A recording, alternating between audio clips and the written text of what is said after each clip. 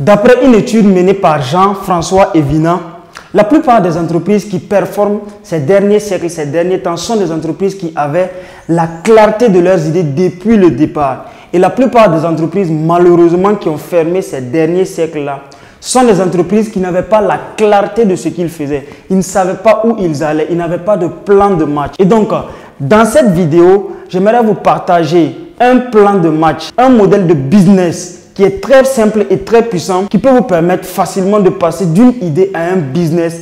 Non mais rapidement, ça fait trop d'études de marché. Ce modèle de business a été développé par un grand homme du nom de Ash Maurya. C'est un modèle de business simple que si vous comprenez, vous pouvez directement mettre votre idée sur le marché. Donc, restez jusqu'à la fin de la vidéo parce que la connaissance de ce modèle de business peut vous être utile lorsque vous vous lancez en business.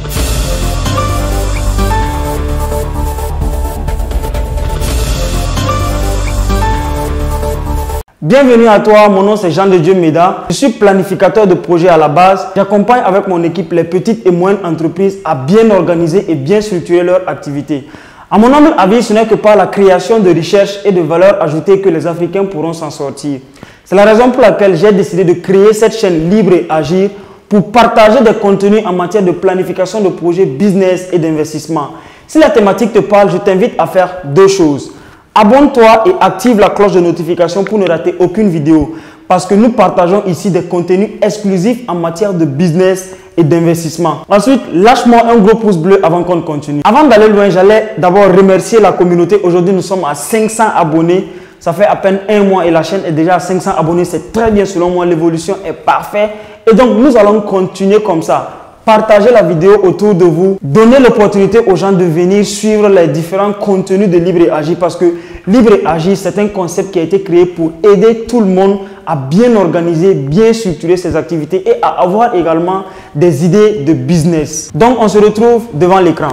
Donc, voici donc le modèle de business qu'on appelle le Lean Canvas développé par Ash Maurya. Il faut comprendre que ce modèle de business, c'est un modèle qui est très simple. Donc, si vous avez une idée, vous allez tout simplement prendre ce modèle-là, remplir les différentes cases et automatiquement, vous allez mettre votre idée en action.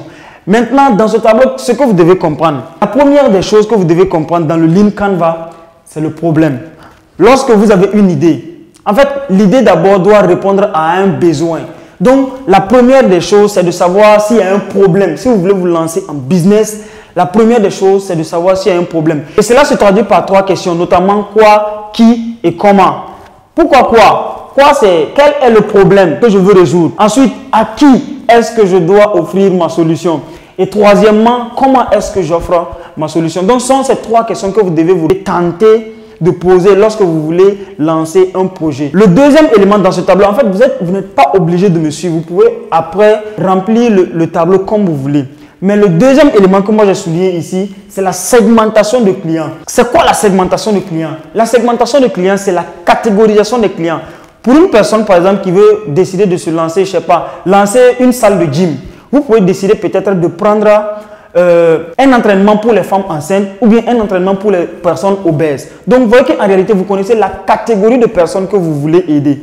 Ne ciblez pas tout le monde parce que la personne qui cible tout le monde ne cible personne. Il y a beaucoup de personnes qui font ces erreurs-là, surtout sur Facebook, de cibler tout le monde par rapport à leurs produits. Alors que non, vous devez catégoriser. Par exemple, vous devez comprendre, savoir c'est quelle tranche d'âge de personnes qui achètent mon produit. Est-ce que ce sont des personnes dont la tranche d'âge est comprise entre 18 et 25 ou 18 et 65 ans? Est-ce que ce sont les hommes seulement qui consomment? Est-ce que ce sont les femmes seulement qui consomment? Donc, dans cette partie de segmentation de clients, c'est ce que vous devez remplir. La troisième partie que vous devez remplir dans le Lean Canvas, c'est la proposition de valeur. La proposition de valeur, c'est quoi? C'est pourquoi un prospect ou un client va traverser la rue pour venir acheter mon produit. Bien évidemment parce que vous apportez une plus-value, parce que vous apportez de la valeur. Il y a plusieurs manières de faire pour apporter de la valeur. Ça peut être des appels téléphoniques, voilà, ça peut être des cadeaux. Je vais vous raconter une petite histoire d'un de mes partenaires. Lui m'a dit que lui, bon, il aimait beaucoup voyager. Lui, il aime beaucoup voyager. Il aime changer les avions. Mais un jour, il est allé tomber sur une compagnie. Je vais taire le nom de la compagnie pour ne pas faire la promotion ici. Mais il dit que depuis que lui, il a pris la compagnie, chaque mois, la compagnie l'envoie un SMS pour lui souhaiter bon début de mois. Et lorsque son anniversaire est arrivé, la compagnie l'a envoyé un SMS pour lui dire joyeux anniversaire. Donc, vous voyez, depuis ce jour, il ne prend pas autre compagnie à part cette compagnie.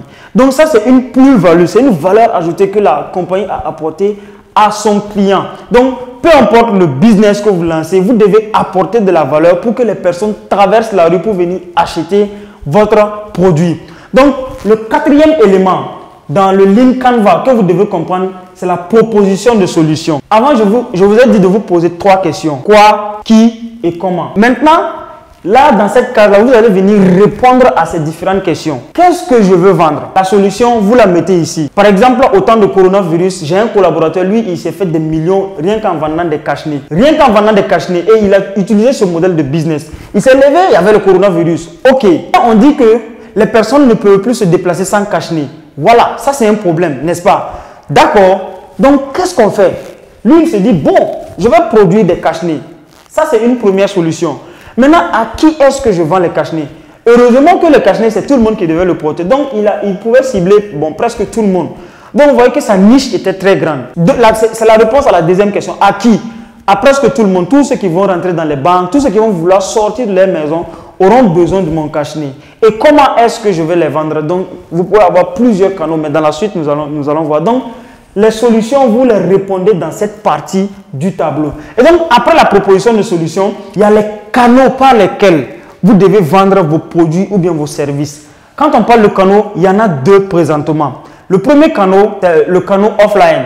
C'est-à-dire, vous décidez peut-être de trouver des personnes qui vont vendre vos produits. Par exemple, la personne qui vendait les cache-nez, lui, il a bâti une équipe de vendeurs. Donc, les personnes venaient prendre les cache-nez avec lui au prix en gros et partir revendre. Donc, il avait une équipe, il était entouré par une équipe de vendeurs.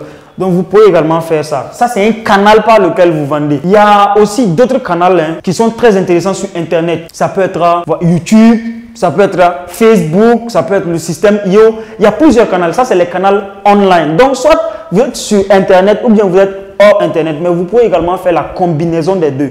Donc là, c'est à vous de répondre à cette question. Par quel canal vous voulez vendre vos produits? Donc, répondez à la question dans ce tableau. Ensuite, l'étape suivante dans le tableau, c'est les sources de revenus. Donc, vous devez vous poser la question à savoir quelles sont les différentes sources de revenus que je veux avoir. Par exemple, moi, dans mon restaurant, j'ai 2 sources de revenus. Premièrement, les personnes qui sont mes clients fidèles. J'ai fait des cartes de fidélité. Donc, je sais que chaque semaine, il y a de l'argent qui rentre semaine après semaine. Ça, c'est une fidélisation. C'est une de mes sources de revenus. Donc, il y a plusieurs stratégies. Bon, je ne vais pas rentrer trop dans les détails. Il y aura d'autres vidéos où je vais vous expliquer vraiment de manière beaucoup plus détaillée comment on crée plusieurs sources de revenus. Mais en tout cas, vous devez trouver plusieurs sources de revenus dans votre activité. Donc, ça, c'était une première source de revenus. Vous pouvez, par exemple, si vous êtes dans un restaurant, vous pouvez faire une sauce. Une sauce comme ça que vous allez vendre. C'est une source de revenus. De l'autre côté, si vous avez peut-être une salle de gym, vous pouvez offrir un manuel de formation aux personnes qui viennent dans votre salle de gym. Donc, en tout cas, trouvez plusieurs sources de revenus et mettez-les dans cette partie du tableau. Et l'étape suivante dans le tableau, c'est les coûts. Donc, lorsque vous voulez lancer votre business, vous voulez lancer votre activité, vous devez vous demander quels sont les coûts liés à la création de l'entreprise.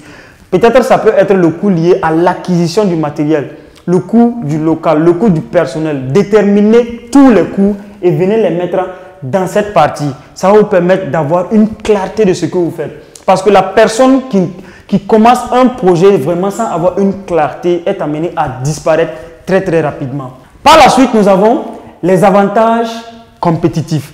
L'avantage compétitif, autrement appelé avantage déloyal. Donc, lorsque vous vous lancez dans un secteur d'activité, vous devez tenter de savoir quel est mon avantage compétitif, quel est mon avantage concurrentiel. Je prends un exemple simple. Vous voyez, les personnes qui sont dans les zones anglophones sont plus avantagées que les personnes qui sont dans les zones francophones à cause de la population. Quand on prend au Nigeria, pourquoi aujourd'hui Aliko Dangote, il arrive à se faire autant d'argent par rapport à d'autres personnes qui sont vraiment actives dans les pays francophones? Bien, c'est parce que Aliko Dangote a un avantage concurrentiel en termes de population. Pendant que Aliko Dangote cible 160 millions d'habitants, il y a d'autres entrepreneurs ici comme les Idrissa Nassar, les Ebomaf. En fait, leur activité ne touche qu'à 20 millions d'habitants. Donc ça, c'est un avantage concurrentiel. Donc, lorsque vous vous lancez dans un secteur d'activité, cherchez à savoir quels sont mes avantages concurrentiels et focalisez-vous sur ces avantages concurrentiels. Parce que l'avantage avec les avantages concurrentiels, c'est que personne ne peut vous copier. La personne, c'est difficile pour elle de vous copier lorsque vous avez un avantage concurrentiel. Et donc, par la suite, nous avons les indicateurs de performance. Bon, je vous en prie, ne traînez pas trop sur les indicateurs de performance parce que les indicateurs de performance vous permettent de savoir justement si votre projet est implantable. Il y a beaucoup de personnes qui passent trop de temps au niveau des indicateurs de performance. Ils veulent savoir si voilà, le pays va bien, le pays va mal. Non, focalisez-vous sur les indicateurs de performance qui vous arrangent. Par exemple, aujourd'hui, il y a l'insécurité dans certains pays de l'Afrique de l'Ouest. Ok, c'est vrai, c'est une réalité. C'est un indicateur de performance qui ne m'avantage pas. Moi, je laisse tomber ça et je pars chercher les indicateurs de performance qui m'arrangent. Par exemple, il y a des déplacés internes qui viennent en ville. Ok, quel est le système que je peux trouver pour mettre en place pour aider ces personnes-là et gagner moi aussi en contrepartie? Parce que n'oubliez pas que l'entrepreneur, c'est une personne qui offre des solutions à des problèmes, comme je l'avais dit premièrement ici. Donc, focalisez-vous sur les indicateurs de performance qui vous arrangent. C'est ça qui va vous faire avancer. Et donc, les amis, c'était vraiment ces éléments que je voulais vous expliquer en ce qui concerne le Lean Canva développé par H. Maurya. C'est vraiment un modèle de business très puissant et si vous appliquez ce modèle de business, ça va vous permettre de passer rapidement à l'action. En une journée, vous n'avez pas besoin de business plan. En une journée, vous remplissez le tableau et vous passez à l'action. Maintenant, pour ceux qui veulent la version comme ça, laissez-moi vos adresses mail ou bien vos numéros de téléphone dans les commentaires. Ça va me permettre de vous envoyer directement dans vos différents WhatsApp ou bien envoyez-moi le lien de vos WhatsApp dans les commentaires. Je vais vous envoyer le fichier. Comme ça, vous allez pouvoir remplir vous aussi et passer directement à l'action pour mettre en place votre projet. Et donc, c'était un plaisir pour moi. On se retrouve dans une autre vidéo. Merci. Ciao, ciao.